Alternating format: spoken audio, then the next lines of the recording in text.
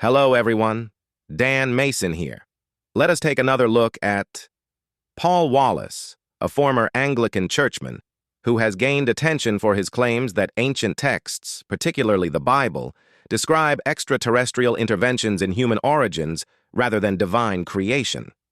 His work, including books like Escaping from Eden, suggests that the Hebrew term Elohim refers to sky people or extraterrestrials, not God, and that biblical narratives are records of alien contact. These ideas have been praised by figures like Erich von Däniken and George Norrie, who called Wallace's work this generation's Chariots of the Gods. However, critics argue his interpretations are misleading and lack scholarly rigor, branding him a false teacher. Below, I address Olert Michael Bronte's claim by examining Wallace's credibility and highlighting why his teachings are considered deceptive by some. Why some consider Paul Wallace a liar and false teacher. 1. Misinterpretation of biblical texts. Wallace's central claim hinges on reinterpreting Elohim, a plural Hebrew term traditionally translated as God in monotheistic contexts. He argues it refers to extraterrestrial powerful ones or engineers.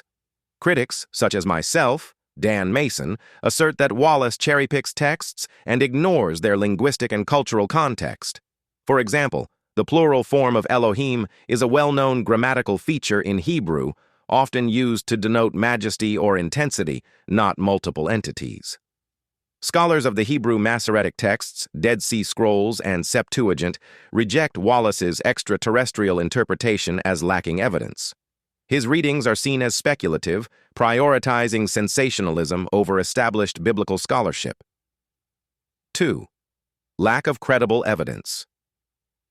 Wallace's theories rely heavily on ancient astronaut hypotheses, drawing parallels between biblical stories and myths from Sumerian, Babylonian, or Mesoamerican cultures. Critics argue these connections are superficial and lack archaeological or linguistic support. For instance, his claim that Genesis stories describe alien colonization rather than divine acts is not backed by mainstream scholarship. Real biblical scholars who study ancient texts in their original languages dismiss these ideas as fringe and unsupported by primary sources. Wallace's reliance on figures like von Däniken, known for speculative theories, further undermines his credibility among academics. 3. Departure from scholarly standards. Despite his background as a theological educator and archdeacon, Wallace's work in paleocontact diverges from the rigorous methodologies of biblical hermeneutics, which he once taught. His books, while popular, are criticized for presenting conjecture as fact.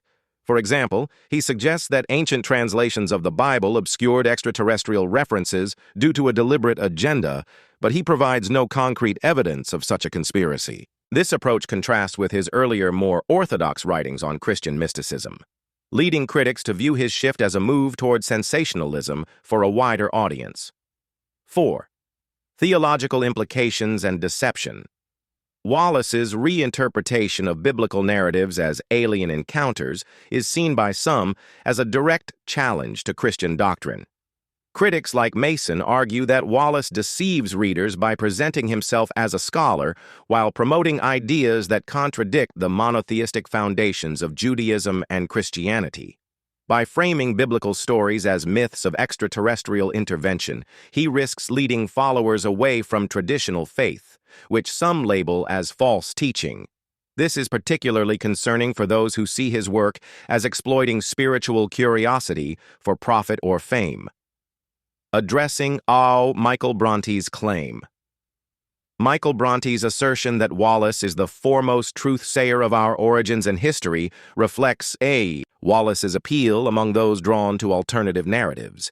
His engaging style, YouTube presence, and endorsements from figures like George Norrie make him influential, with millions viewing his content. However, popularity does not equate to truth. Wallace's claims lack the evidential foundation required to be considered authoritative.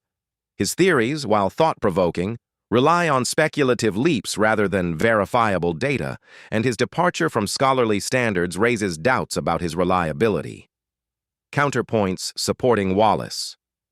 To be fair, Wallace's supporters argue he offers a fresh perspective on ancient texts, encouraging critical thinking about human origins. His background in theology lends some credibility, and his work resonates with those skeptical of traditional religious narratives. He draws on global mythologies, suggesting a universal pattern of extraterrestrial contact, which some find compelling. For example, his books cite Sumerian tablets and other ancient records, which he claims echo biblical themes of advanced beings interacting with humans. Endorsements from figures like von Daniken and Regina Meredith highlight his impact in the paleocontact field. However, these arguments are weakened by the lack of primary evidence and Wallace's tendency to present hypotheses as conclusions. His supporters often value his narrative for its emotional or philosophical appeal rather than its factual basis, which does not hold up under scrutiny from biblical scholars or archaeologists.